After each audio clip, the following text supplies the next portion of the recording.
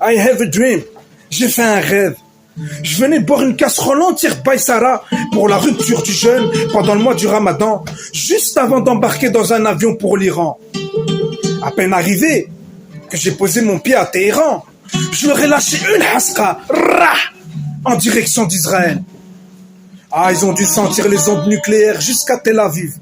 Mais le projet à la base, c'était que la haska ricoche sur le mur des lamentations à Jérusalem, El-Quds. Mais je me suis dit, Mohim, Yassine, tu risques de faire trembler la mosquée d'Al-Aqsa. Donc j'ai abandonné le projet.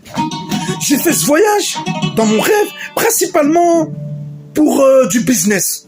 Dans ce pays chargé d'histoire, je me suis dit que le meilleur moyen de devenir millionnaire en Iran, pour un représentant marocain, c'était de s'enrichir à l'uranium. Donc j'ai été voir 2-3 drérés du Hezbollah afin d'établir un contact et pourquoi pas me barrer un petit gramme d'uranium en guise d'échantillon pour mon retour sur l'espace Schengen. Un peu comme Dreri de Bruxelles l'été lorsqu'il quitte le Maroc avec 1 gramme ou 2 de shit pour la route. Les douaniers marocains savent que c'est pour la route. Même les chiens des douaniers marocains savent que c'est pour la route. Lorsque j'ai expliqué ça à Dreri du Hezbollah, ils se sont tous mis à rigoler. Je me suis dit, c'est bon, le contrat il est signé, je vais pouvoir avoir mon petit gramme d'uranium. Mais lorsque j'ai voulu commencer à leur expliquer pourquoi et ce que j'allais faire avec ce gramme, c'est-à-dire que j'allais l'envoyer par recommandé postal, soit vers l'ambassade d'Israël ou celle des États-Unis, je me suis réveillé en sursaut.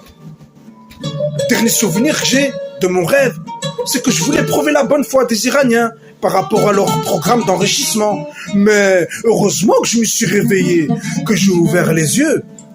C'est le genre de sommeil profond, le genre de rêve qui peuvent m'apporter des problèmes et me classer comme une personne radicalisée dans les fichiers S des différents gouvernements européens, dans les fichiers de la CIA ou du Mossad.